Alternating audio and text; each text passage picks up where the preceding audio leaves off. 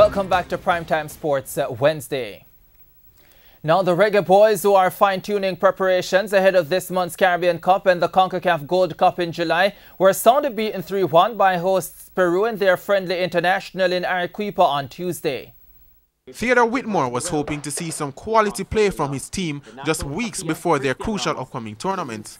However, positives were hard to find, as the Reggae Boyz were outclassed by Peru from the start.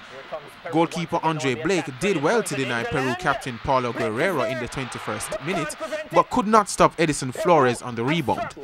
The Jamaicans seem to have been thinking about the interval when a free Renato Tapia headed home from a corner in the 44th minute. The halftime team talk apparently didn't do much to liven the Jamaican defense, as Captain Guerrero, who was sent through on goal, slotted past Blake to make it 3-0 in the 59th minute. So far.